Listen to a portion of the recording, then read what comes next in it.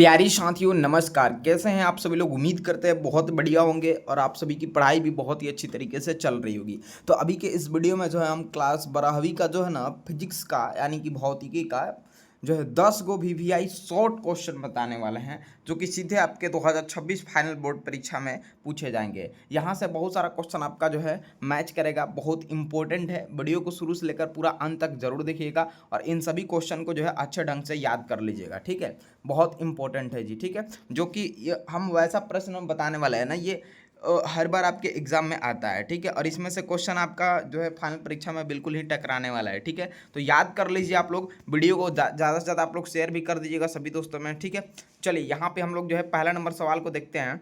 सवाल कह रहा है विद्युत विभव, ठीक है। ये क्वेश्चन आप लोग जाकर model paper guide question bank सारा चीज उठाकर देख लीजिए। क्वेश्चन बिल्कुल ही आपके एग्जाम में पूछा गया होगा, ठीक है। देख लीजिए, एकांक आवेश को अनंत से विद्युत क्षेत्र के किसी बिंदु तक लाने में किया गया कार्य उस बिंदु पर विद्युत विभव कहलाता है। इसका एसआई मात्रक वोल्ट होता है, ठीक है। इसका एसआई मात्रक वोल्ट होता है तथा इसे भी से जो है ना क्या करते हैं, सूचित किया जाता है, डिनोट करते हैं। डिनोट मतलब सूचित हो गया, ठीक है। इंग्लिश में भी इसी चीज़ को मैंने लिख दिया है ताकि जो इंग्लिश वाले छात्र हैं उनको भी दिक्कत कहीं ना हो। देख सकते हैं इलेक्ट्रिक पोटेंशियल, जिसको हम लोग विद्युत विभव कहते हैं, इंग्लिश में भी यहाँ पे इसका परिभाषा है जी, ठीक है। आप लोग देख लीजिए, ठीक है। चलिए बढ़ते हैं नेक्स्ट सवाल की तरफ। दूसरा नंबर क्या है जी कि चालकत्व। चालकत्व किसी पदार्थ के विद्युत प्रतिरोध के व्युत्क्रम को चालकत्व कहते हैं। इसे सी से जो है ना सूचित किया जाता है। conductivity, the reciprocal of the electrical resistance of a material is called conductivity. It is denoted by C। देख सकते हैं ये इंग्लिश में भी इसका जो है आंसर होगा, ठीक है। चलिए 3 नंबर सवाल जो है ये है लॉरेंज बल। लॉरेंज बल वाला जो क्वेश्चन ये भी आपके जो है ना बोर्ड एग्जाम में पूछा गया है कि लॉरेंज बल किसे कहता है, ठीक है। तो आप लोग जो है जब भी पूछे लॉरेंज बल किसे कहते हैं तो लिखिएगा आप लोग जो है कि जब कोई आवेशित कण विद्युत क्षेत्र तथा चुंबकीय क्षेत्र दोनों के प्रभाव के कारण गति करता है तो सम्मिलित रूप से लगे बल को लॉरेंज बल कहते हैं, ठीक है। चलिए अगले क्वेश्चन की तरफ बढ़ते हैं। यहाँ पे अगला क्वेश्चन देखेंगे आप लोग, चौथा नंबर। सब लोग जो है वीडियो को लाइक जरूर कर दीजिएगा। जो भी लोग अभी तक लाइक नहीं किए लाइक कर लीजिए, ठीक है। इसका पीडीएफ आपको हम व्हाट्सएप ग्रुप में भेज देंगे, ठीक है। ज्वाइन कर लीजिएगा व्हाट्सएप ग्रुप को भी, वीडियो के डिस्क्रिप्शन में लिंक है, ठीक है। चलिए अगला क्वेश्चन है विद्युत चुंबकीय प्रेरणा किसे कहते हैं, ठीक है, या विद्युत चुंबकीय प्रेरणा, ठीक है। देखिए किसी चालक से संबंध चुंबकीय क्षेत्र में परिवर्तन होने के कारण विद्युत वाहक बल उत्पन्न होने की घटना को विद्युत चुंबकीय प्रेरणा कहा जाता है। इससे उत्पन्न विद्युत वाहक बल को प्रेरित वाहक बल कहा जाता है तथा परिपथ से प्रभावित धारा को प्रेरित धारा कहा जाता है, ठीक है। तो ये आपका विद्युत चुंबकीय प्रेरणा का बिल्कुल सटीक और जो है सिंपल ही परिभाषा हो जाएगा, ठीक है। तो जब भी पूछे विद्युत चुंबकीय प्रेरणा वाला क्वेश्चन तो आप लोग बिल्कुल इसे अच्छा ढंग से लिख दीजिएगा, ठीक है।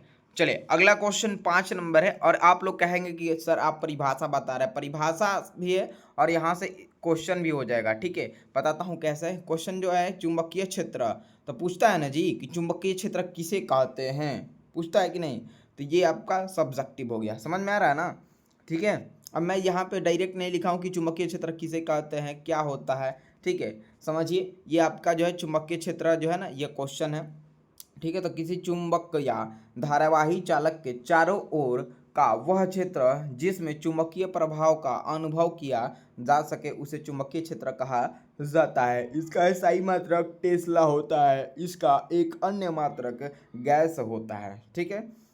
क्या जी, इसका एसआई मात्रक एक टेस्ला होता है और इसका एक अन्य मात्रक क्या होता है, गैस होता है, ठीक है।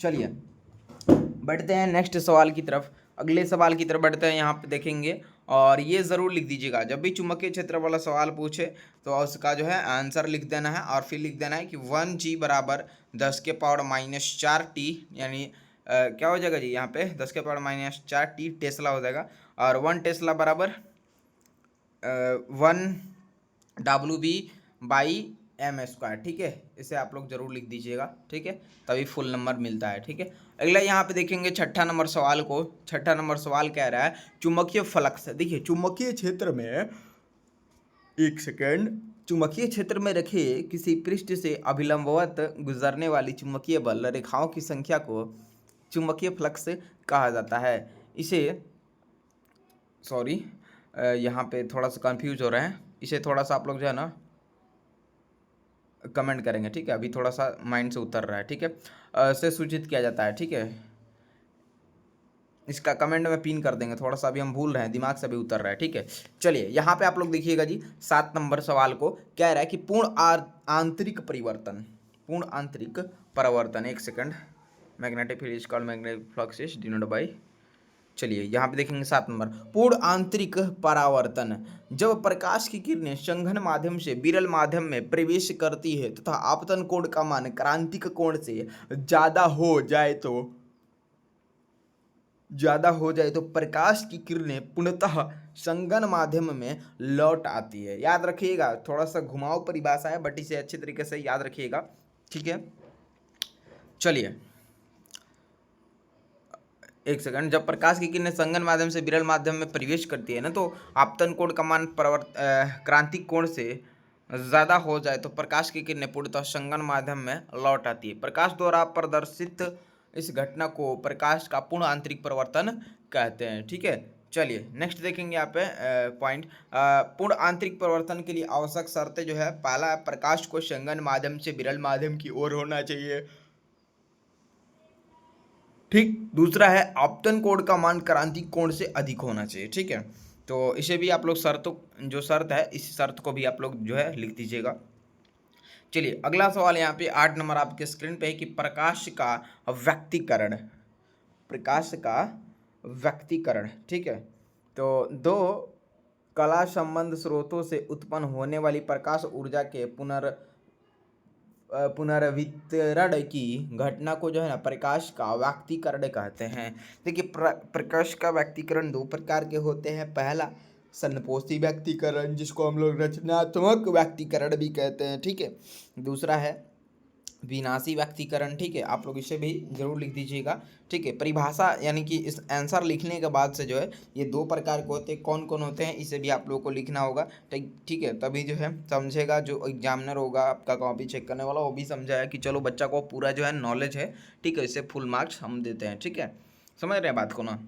चलिए यहाँ पर 9 नंबर क्वेश्चन देखिएगा, इसका पीडीएफ हमारे व्हाट्सएप ग्रुप में मिलेगा, जिसका लिंक नीचे वीडियो के डिस्क्रिप्शन में है। लिंक पर क्लिक करेंगे, फॉलो का ऑप्शन आएगा, दाब के व्हाट्सएप ग्रुप से जुड़ जाइएगा ताकि आपको जो है ना पीडीएफ भी मिल जाए। और सभी दोस्तों में वीडियो को शेयर कीजिएगा। इसी प्रकार से हम आपको सारा सब्जेक्ट का सब्जेक्टिव क्वेश्चन इंपॉर्टेंट जो होगा वो सब करा देंगे, ठीक है। 9 देखिए, गामा किरणें के गुण, यह विद्युत चुंबकीय तरंग है।